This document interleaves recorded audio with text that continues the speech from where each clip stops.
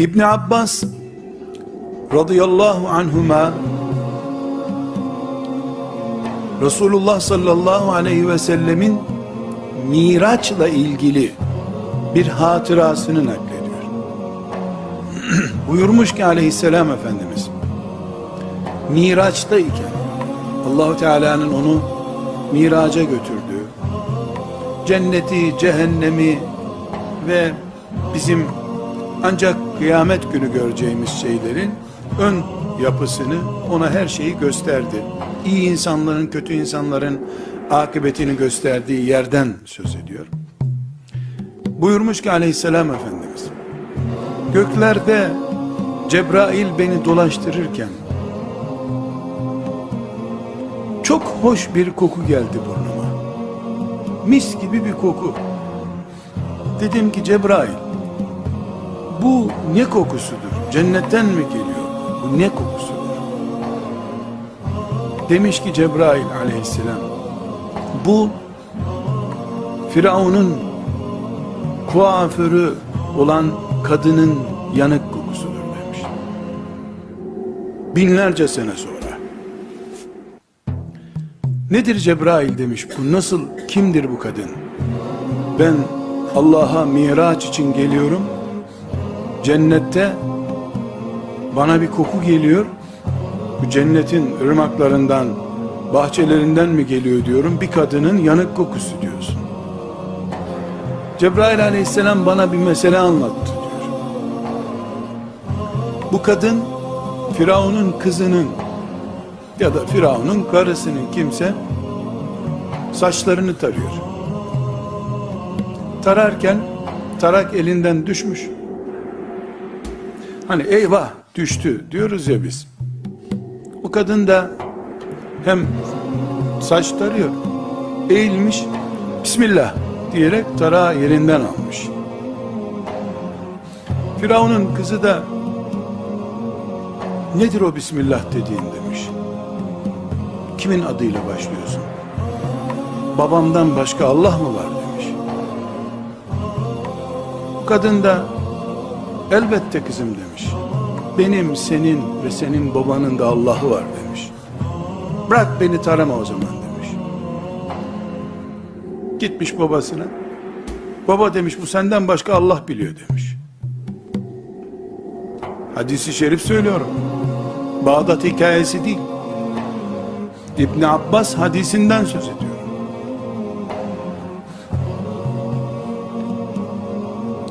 Firavun huzuruna çağırmış.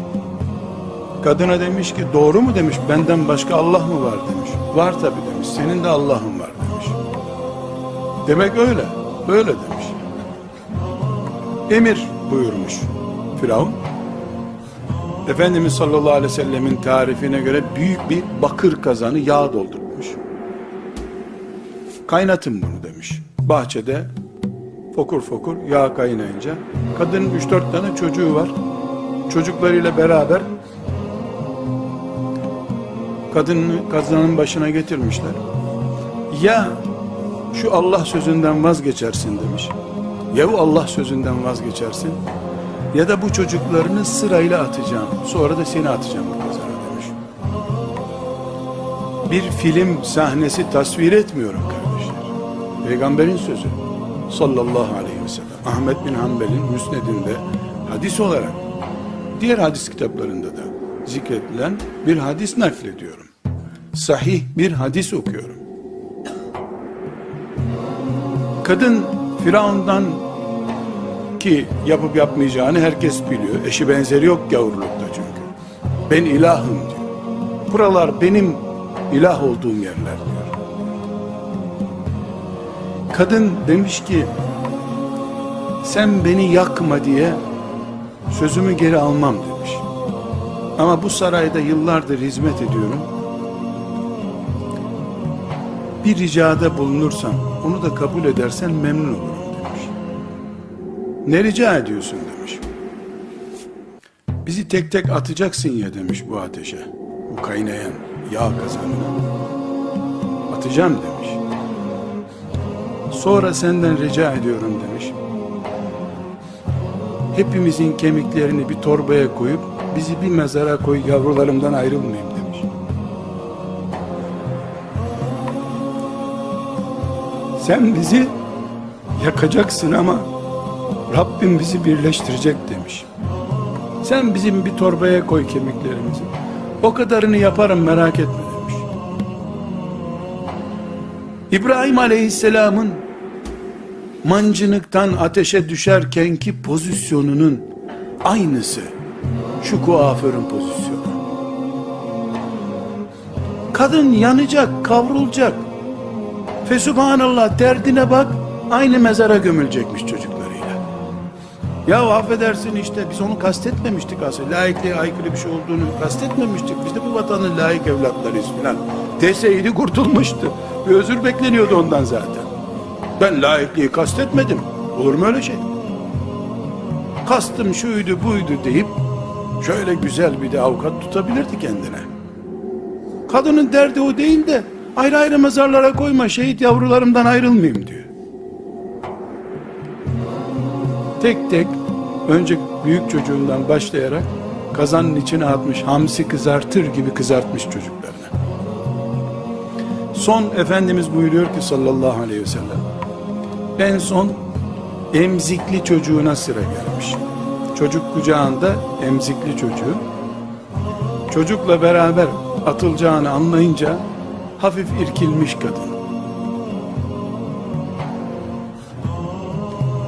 Bu sefer dünyada henüz yeni doğduğu halde konuşan 4 çocuktan birisi olan o çocuk dile gelmiş. Anne demiş. Ateş olduğuna bakma, atlayalım demiş. Atlamışlar. Hamsi gibi kızartmış onları. Zevki tatmin olmuş. Bunun üzerinden 1000-2000 sene geçtikten sonra o yanık kokusunu cennette Resulullah hissetmiş. Sallallahu aleyhi ve sellem. Bu olayın bize bakan bir tarafı var. Şu kadının Allah inancı ve evlilik kızları okullarda harama doğru sürdüğü halde kendisine mazeret bulan babaların imanı. Hepsi Allah'a iman ama hiç eşsiz benzersiz iman. Faizi lokma lokma kursağından geçirirken filan hocanın ruhsatı varmış diye kılıf bulan iman, bebeklerin bile dile geldiği atla bu ateşe anne diye konuştuğu muhteşem iman. Herkes Müslüman ama. Herkes Müslüman. Ama bir kere imandan tat aldığı için kaynayan kazanı cennet bahçesi olarak gördü. Hafif acaba cennet böyle kaynayan bir yer değil mi diye tereddüt edince Allah eski heyecanının hatırına ona sahip çıktı. 3 günlük çocuğu dile getirdi. Atla anne, korkma dedi. Efendi, abla, ona Allah 3 günlük çocuğu konuşturdu. Mucize oldu bu. 4 konuşan bebekten biri oldu. Çünkü samimiydi. Allah onu yalnız bırakmadı. Sana sayfalar sayfalar Kur'an okuyor hocalar, anlayamıyorsun. Neden? Çünkü bu kuaför hanım imanının tadını almıştı. Allah o tadı bozmadı son anda. Yahu kaynasam mı kaynamasam mı burada değil mi? Şeytan hemen bebeği aklına getirdi. 3 günlük bebek yanacak, insaf et dedi ona şeytan. Bebek bana bakma anne, atla buraya dedi. Nereye koyacağız bu kadını? Cennet bu kadının cenneti ise biz nereye gideceğiz?